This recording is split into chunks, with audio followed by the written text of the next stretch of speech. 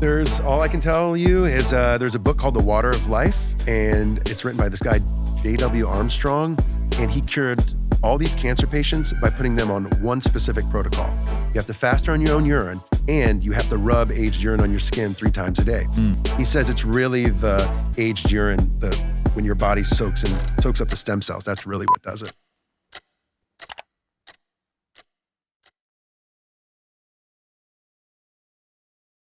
All right, guys, got Erik on today. He's got 3 wonderful companies. We're going to talk dreaming, breathwork, urine, and mushrooms. Let's do it. Hey, good to be here. Thanks for having me. Absolutely. I met you originally through Cocoa Bear, actually. Yeah. I saw you guys in Whole Foods, loved the product, and I messaged you. So that's how we met. Yeah, amazing. And well, the story with that is my good buddy Torin is the only guy in the world who could freeze a coconut. Because if you try to freeze a coconut, they explode because water expands in the husk. So everybody told my friend Torin, you can't freeze a coconut. It's impossible. So he said, well, then I'm going to freeze a coconut. Prove all you wrong. So Torin figured out how to do it. Said, well, I'm going to start this frozen coconut company. He rounded up investors such as myself. He came to me 6 years ago and said, hey, I'm the only guy who can freeze coconut. You want in? I said, absolutely. And then so slowly he created the factory in Thailand. We polished the coconuts, get rid of the husks, and then freeze it 2 days after harvest, ship it around the world. So we ship it to Air One and Whole Foods. Whole Foods loves us, and we just went national on Whole Foods. Nice. And normal coconuts have a 2-week shelf life. These coconuts have a 2-year shelf life in a freezer. Holy crap. And then when you defrost it, it has about 30 days in a fridge.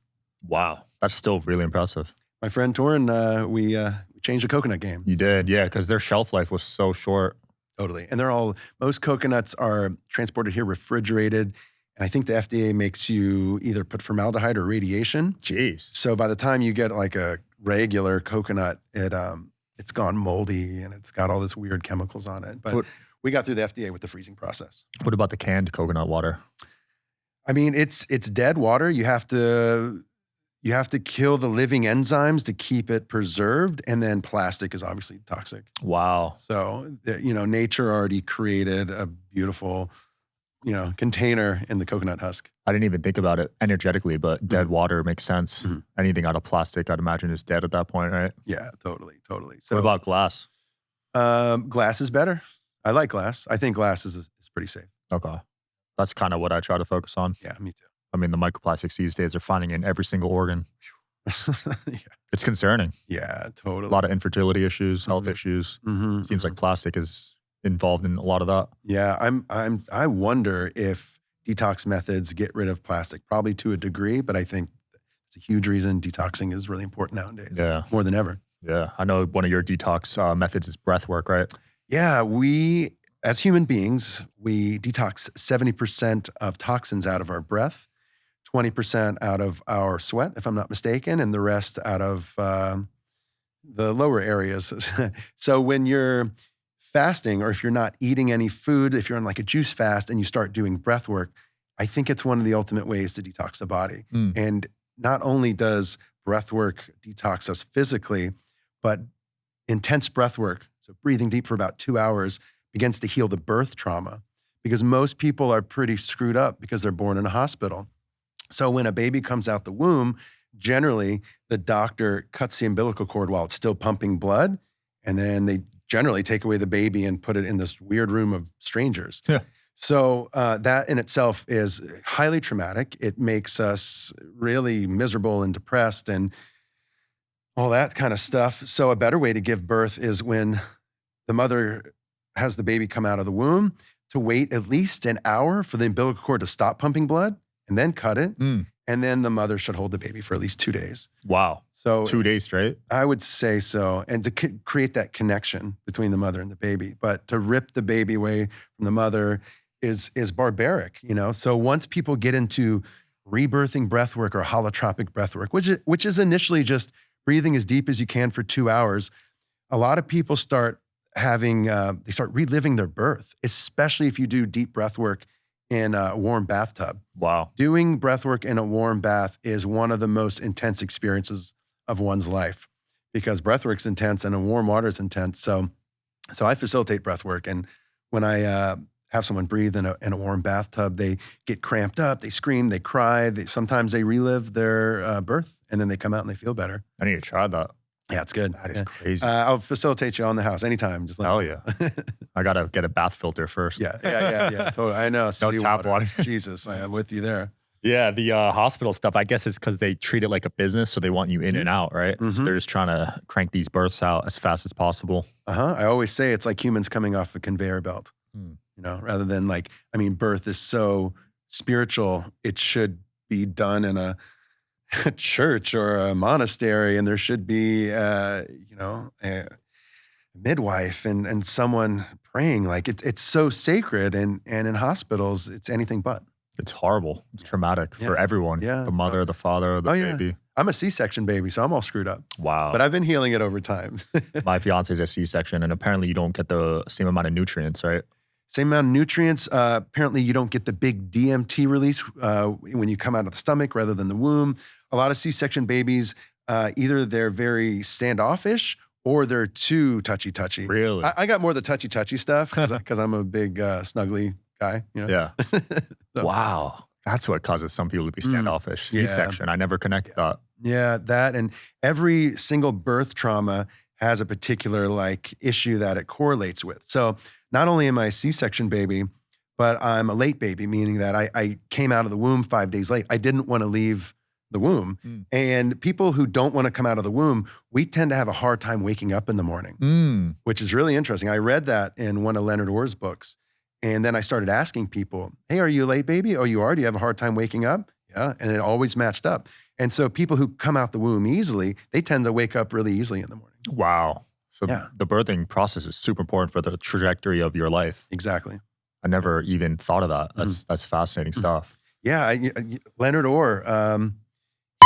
The Tri-Light from Therasage is no joke. Medical grade red and near infrared light with 3 frequencies per light, deep healing, real results, and totally portable. It's legit. Photo biomodulation tech in a flexible on-body panel. This is the Tri-Light from Therasage, and it's next level red light therapy. It's got 118 high-powered polychromatic lights, each delivering 3 healing frequencies, red and near infrared, from 580 to 980 nanometers. It's sleek, portable, and honestly, I don't go anywhere without it. He's the first guy to correlate breathing with birth, and he wrote some really great books on it. He wrote this awesome book, Breaking the Death Habit. I go around giving that book out to people. I send it to people on WhatsApp. I think it's really important to understand about the birth trauma and how to heal it through breathing. Does everyone have it, birth trauma? I mean, I've met people who had a really great home birth, and they're incredible people. Every time someone says oh yeah, I was born in a bathtub with my mom, they're usually next level people. They're not miserable. They're more intuitive. They just travel through life easier. It's really incredible. And then people with gnarly birth traumas, premature babies, you see it in their whole life, and they have a lot to work through. Wow. Yeah, the importance of birth trauma, because I've heard of childhood trauma, never birth trauma. It's That's all important, right? Damn. A lot of the way you act as an adult is from childhood. Yeah, exactly. And what's really interesting about being in the womb for 9 months, we're grown in amniotic fluid, and amniotic fluid is 70% urine. A lot of people don't know that. So I think that's a really interesting correlation to people who do urine therapy. When they express that, the masses say, oh, that's disgusting, that's gross. But it's you lived in urine for 9 months, Yeah, and you had your battle with a disease, so you had to use urine therapy, right? Yeah, 10 years ago, I had testicular cancer, and so I had my left nut removed, which I didn't want to do, but I couldn't figure out natural healing. I knew it was there, I just didn't know how to do it. I said, if I don't figure this out, I'm going to die. So then after I had my left nut removed, the doctors are like, I'm sorry, you still have cancer, so we need to do chemo on you. It's in your lymph nodes. I promised myself I'd never do chemo, but I buckled and I did it. And after the chemo, the doctors did another MRI on me, and they said, you still have cancer. Your lymph nodes are inflamed. We need to cut you up and take out your lymph nodes. And I said, no, I don't really want to do that. So I was like, what am I going to do? And then I had this dream, and the dream told me, drink your urine. I was like, well, that's bizarre. How do I do that? So I started researching it, and I came across this article that said for urine therapy to work, you have to fast on it. And I said, that actually makes sense. I sort of intuitively understand that. I don't know why I get it. So, so for 3 weeks, I looped my urine, and then I threw some like water and juice in there. It was really easy. After 3 weeks, it felt like I never did chemo. Cancer was gone. Haven't been back to a doctor since. That's nuts. Yeah, yeah. I don't think drinking urine can cure all cancer. It can cure many things, but it is very helpful. And I think one of the ways to use urine therapy to cure almost everything is you have to soak in it from head to toe while fasting. And it has to be aged, because when you age urine, the stem cells are multiplied by the millions. And when you bathe in aged urine, for some people, it's actually psychedelic because it triggers prenatal memories. You feel like you're back in the womb, you know, and all the stem cells and whatever else is in urine seems to detox. And it seems to regrow cells because there are stem cells in there. That's a fact. So I have a Telegram group called Dr. Shivambu, and David Wolf is a big fan of it. I've got, I think, 1,700 people on there. Nice. And so through this Telegram group, I've told everybody the things I know. A friend of mine on there actually regrew his hair by putting aged urine on his head every day for 6 months. No way. Now, I haven't done it because I lack consistency. But a friend of mine, this guy Aaron, who did it, he showed before and after pictures. That's incredible. I've taught people how to heal their eyesight. So if you take fresh urine and put it in your eyes 10 times a day, I've had like 3 or 4 people be like, yeah, my eyesight's fine now. No way. It worked in like 3 or 4 days. I could try that. Yeah, I've done it. I put fresh urine in a dropper, dropped in my eyes about 10 times a day. And by day 3, I'm seeing clear. I'm like, whoa. So how bad was your eyesight before? It wasn't bad. But it started going blurry about 3 years ago, probably looking at my phone too much. Yeah. Like, I got to do something about this. 3 days later, after putting in my eyes, and everything's clear. Does it have to be aged urine? For the eyes, it should be fresh because age is a little potent. But for topical use, if you want to like get rid of wrinkles, let it be aged. If you want to regrow hair. Okay. And you have to be fasting while doing this? I think it's more effective while fasting. Okay. What's the science behind that, you think? All I can tell you is there's a book called The Water of Life, and it's written by this guy, J.W. Armstrong, and he cured all these cancer patients by putting them on one specific protocol. You have to fast on your own urine, and you have to rub aged urine on your skin 3 times a day. In the book, he claims that fasting on urine alone won't do it. He says it's really the aged urine, when your body soaks up the stem cells, that's really what does it. I just got exosomes last week. I feel amazing. So I'm assuming it's similar, right? Because that's stem cells, right? Oh, with stem cells in the urine, yeah. Yeah. Totally, yep. I feel really good. That's awesome. My dreams have been more vivid. So I looked it up on ChatGPT, like, is there a relationship with stem cells and dreams? And apparently there is. Wow. Isn't that crazy? That's really interesting. That actually makes sense. Because when I was doing more urine therapy, my dreams were a little clearer. Crazy, now that right? I think about it. Yeah, this whole week I've had vivid dreams. That's so cool. Yeah. Well, you must have really good concentration. You say you have ADHD, but you must be, I mean, one thing I realize about dreaming and lucid dreaming, dream recollection and being lucid dreaming is just a side effect of concentration. So if you are meditating or concentrating with your eyes closed, and maybe at 4 a.m. for an hour, and maybe an hour right before bed, a side effect of concentration is lucid dreaming. Interesting. But I also think it's more than that. I think it's like clarity, and when you have toxins, if you eat too much, obviously, you don't dream as much. Yeah. You don't have as much dream recollection, I should say. Yeah, I've never seen ADHD as a hindrance. I'm able to concentrate when I want to, but my brain's definitely all over the place. But when I need to lock in, not an issue at all for me. So you took a little Amanita today. I did. Do you feel a little more focused, or? I think I do, yeah, because I've microdosed psilocybin. I think I feel just more natural, if that makes sense. Yeah. Like stuff's just flowing. Yeah, yeah. I think Amanita is so cool, and I'm so grateful to be partners with Christian and the Amanita game. And one thing that I see Amanita as almost the opposite of psilocybin in certain ways, from my perspective. So on psilocybin, or actually it's psilocin, because psilocybin turns to psilocin. So, but when you're on this plant, your aura opens, first of all. Some people get anxiety with psilocybin. I've had that. And it works on your conscious mind to program your unconscious mind. So Amanita actually strengthens your aura. It works more on the unconscious mind, and it relieves anxiety.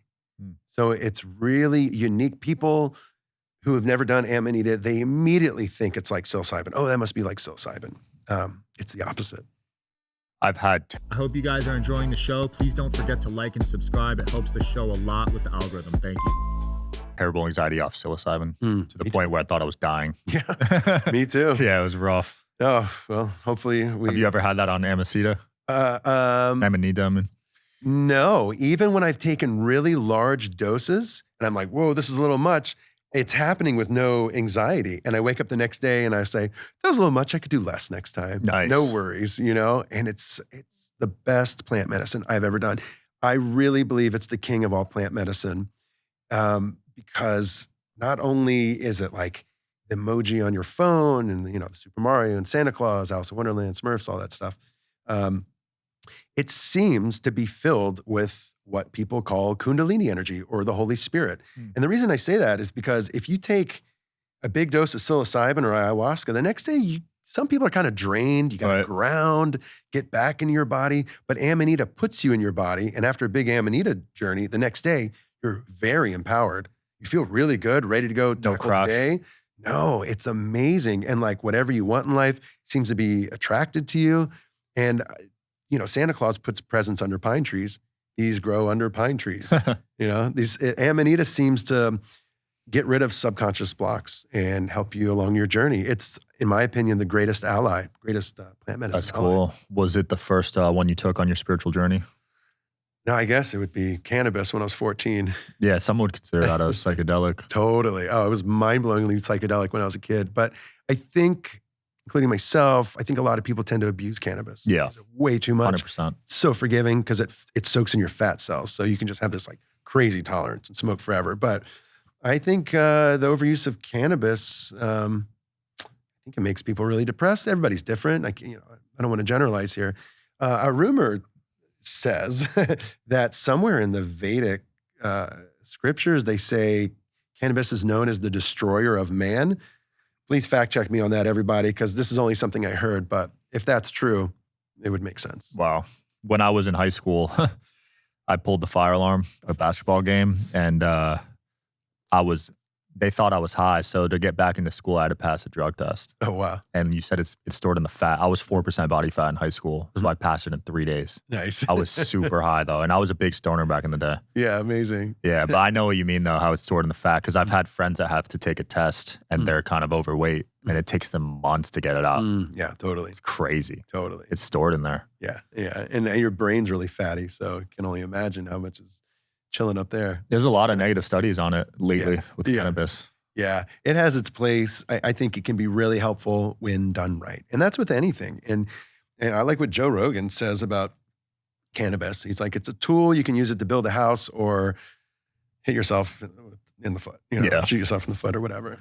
So I have to tell you this. This is really interesting. Paul Stamets was on Joe Rogan, and Paul Stamets said that Amanita is the most dangerous mushroom.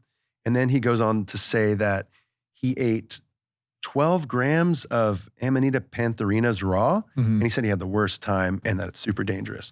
But Paul Stamets didn't do it correctly. You have to let it dry out first and then start small. Again, people tend to treat Amanita like psilocybin. Oh, I'm just gonna take a whole bunch and trip my balls off. Well, you need to tiptoe into it so you can develop your own personal relationship with it before you start doing these hero's journeys. Yeah, starting off with 12 on the first dose is pretty wild. And Amanita pantherinas are 4 times stronger than Amanita muscaria. Holy crap. Yeah. That's So, the one I took? You had muscaria. Yeah. It was, nice little light dose. Yeah. So 12 times that one. 4 times 12, Jesus. Holy crap. Yeah, good luck on that. That's an ego death right there. Yeah. Jeez. Cali's going through a lot right now. I know they had the fires last year. Now they're doing the riots. Are you still out there? Yeah, my house burned down in January. I live close to Grant Cardone by the pier and by Duke's. And me and my partner, Hannah, we were actually in Sweden visiting my parents when the fires happened. Wow. And my best buddy and business partner, Christian, he had just moved in. Holy crap. And he was taking care of my cat, Romeo, and my girlfriend's son, Bodhi. And the fires broke out, and Christian calls me. I'm in Sweden. Christian's like, hey, fires are on their way. What should we do? Should we get out? I was like, yeah, get out. He said, do you want me to grab anything? You want me to grab your hard drives? Nah, it'll be fine. And then, and then everything burned down. It was surreal. You know, and I've been handling it really well because I've been through a lot, and it sucks to lose everything, but I'm just so grateful that I have such good family and friends to support me. And I've really seen how beautiful people can be. And Guitar Center Foundation donated $6,000 worth of gear to me because I lost my studio, all my guitars and everything. Yeah, they bought me like a new guitar and a new recording unit. Super sweet of them. And then we started GoFundMe, and people helped out. So it was really beautiful to see how nice people can truly be. Yeah, that was craziness. Yeah. Between the insurance stuff and no water, it just seemed like a really interesting situation. Yeah, a lot of head scratchers there. I don't really know how it happened. Apparently, there were some arsonists who were caught on the windiest day of the year. Yeah. What a coincidence, you know? Crazy. Did you have insurance though? Yeah, I had insurance. Oh, nice. A lot of people didn't.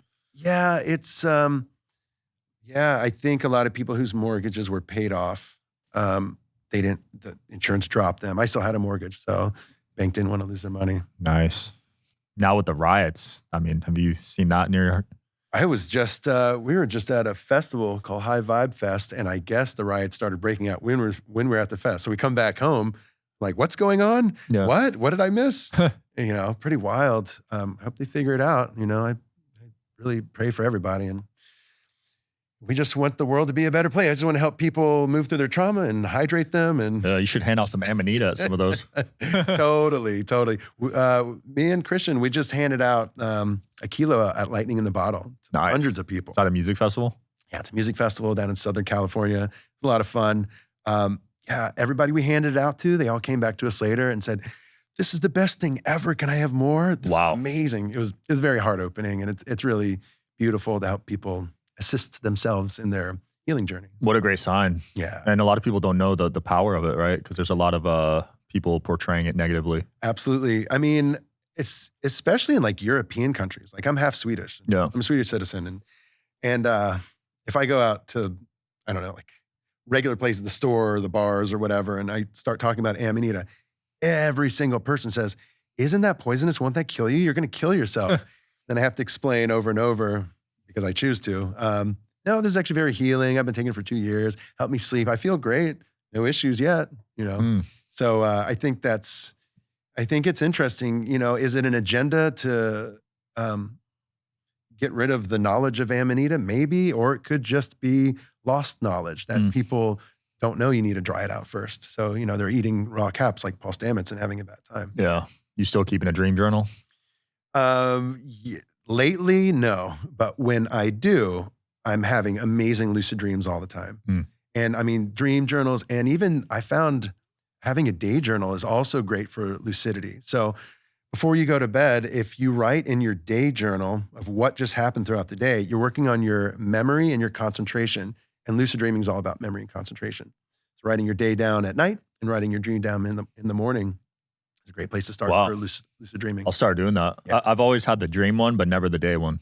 I didn't realize how powerful a day journal was until just like a year ago. Interesting. Yeah. I'll incorporate that into my gratitude journal because I do gratitude in the morning. Amazing. Yeah. I feel like that's been a game changer for me. Yeah. Keep me grounded. Yeah. It's like a snowball effect. It's like karma. You say how grateful you are, and then you find more things to be grateful about, and it keeps going and going. Yeah. It's been a game changer because I grew up in a pessimistic environment. So everything was seen negatively. So to have the complete opposite approach is good, right? And you're doing amazing work. So trying, awesome. Man. Having on cool people. Yeah. That talk about immortality and stuff. So, okay. So if we're grown in aged urine for 9 months in our mother's womb, and I've already revealed to you that I've seen people regrow hair or get rid of wrinkles with aged urine. And I said how if you soak in aged urine from head to toe, it can create a psychedelic experience. Also in the book that I mentioned, The Water of Life, they talk about like when you're deep on a water fast or a urine fast, by day 5 or 6, you're a little lethargic naturally, right? You don't have your protein and your carbs and things like that. So when you, according to The Water of Life, if you soak in aged urine while fasting, it gives you energy and you can function. If that's true, and everything I'm saying, I want everything that I'm saying to be researched. This is just my perspective, and I'm just learning as I go. But if soaking in aged urine while fasting gives you energy, then that changes our whole perspective on what food is. So if that's true, and you can just soak in aged urine while not fasting for months, then you could live a long time and you can rejuvenate your body by soaking in stem cells. So there's this channeled book called Anna, Grandmother of Jesus, and it's channeled. So this lady, Claire Hartsong, was dreaming, so to speak, about Saint Anne, channeling Saint Anne, and Saint Anne lived to be 600 years old. And in chapter 8 in that book, she reveals how she was able to rejuvenate her body. She said first she would fast, and then they would wrap her up like a mummy, and they would pour an amniotic-like plasma fluid on her. And she would be soaking in this plasma fluid for either a weekend or for like 50 years. Wow. And she claimed that's how she rejuvenated her body. But what's really interesting about what I just said, it matches up to the water of life. The water of life talks about fasting and rubbing aged urine on your skin for healing cancer. Wow. So St. Anne is just doing that sort of on the extreme. But for anybody interested, read these 3 books, Breaking the Death Habit, The Water of Life, and St. Anne. And when you put those 3 books together, you might get an idea of how to rejuvenate the body. That's so fascinating because I've heard of water of life, but I never thought it could be urine. Mm-hmm. I'll send it to you on WhatsApp. That's so cool. Wow. Yeah, if you can absorb nutrients through just urine, you don't have to eat physical food anymore. If that's true, it's really fascinating. Yeah, because food is what causes aging, right? Isn't that cool, or weird, I should say, that food helps us live, but it also kills us? Yeah. You know? It's interesting. Yeah. I think that humans eat like way too much. I know I do. I know, like, I need so little food, and I'm just, it's the first addiction is food. It's a big one for me too. Are you big on fasting? Yeah, but I haven't fasted in about 7 years. Damn. So I'm very, very overdue. And I've done 2 3-week urine fasts. 3 weeks. Yeah, Wow. I've done 1 3-day fast. I want to do maybe 2 of those a year. Mm-hmm. And then I might try a 7-day one once a year. Mm-hmm. 3 weeks is pretty intense. Yeah. I mean, I would add a little bit of juice and water in there, which made it really easy. Because if you fast on urine for 3 days or water, and you're starting to feel weak and not as much energy, and then you have 1 juice, you're like, bam, whoa, let's go. This is all I needed. Right. You actually see how little food you actually need, which is awesome. Going back to the channeling real quick, you teach that to people at concerts you mentioned, right? Yeah, I teach people how to channel through their visual mind at different festivals. So there's different kinds of channeling. Some people channel movement. Some people channel with their voice. Some people channel through feeling, and some people channel through their visual mind. Now, my visual mind is probably my weakest psychic ability, and that's what I wanted to improve. And as I learned how to use my visual mind, I realized, like, oh my God, I'm channeling. So, and I understand that it's like really scary for some people. Like, oh, that's bad. That's, demonic. Yeah, but that doesn't make any sense. And it depends on what you're channeling. So I like to channel Yeshua, Jesus. I like to channel Green Tara, the goddess of compassion. If you're channeling things that are very positive, that repel demonic energies, I think you're in the clear, because every human being is in fact a walking, talking channeler, whether they know it or not. When you're dreaming, you're channeling. When you're hanging out, you're channeling. So I found that if there's this thing with channeling your visual mind, there's active visualization and passive visualization. Active visualization is when you choose what you want to see with your visual mind, and then you create it because you're the god of your own universe. So you could visualize Jesus in an oasis. There's your active visualization. Passive visualization is when it just plays out. So I tell people, this is so simple. Visualize Jesus in an oasis, see the picture in your mind, then ask him a question and passively let it just play out. And then bam, you're talking to Jesus. It's not, and for the logical people, you're just communicating with your unconscious mind. The people who really know what's going on, you're channeling divinity. Yeah. You got another company too, right? Aquarian Alchemy? Yeah. Yeah. So I started a wellness brand called Aquarian Alchemy, and what we focus on is breathwork, lucid dreaming, Amanita, and coconuts. Oh, so it encompasses everything. Yeah. Okay. Yeah. It's like a wellness brand. Nice. Are you going to have a physical location at some point? So I ran I ran my healing center out of my house, but it burned down. Wow. Yeah. I had ice bath, studio, sauna, some really lost beautiful all that. space. Yeah, but I'm gonna rebuild it and make it better. Yeah. You know, like I said, it's such a bummer to lose everything, but it's actually helped me understand what's really important. Moments like this, my friends and my family. That's what's really important to me. Erik, it's been awesome, man. Anything else you want to close off with here? No, I think that's it. That's everything. I really appreciate talking to you. It was fun. Cool. Thanks for coming on, man. Thank you so much. Yeah.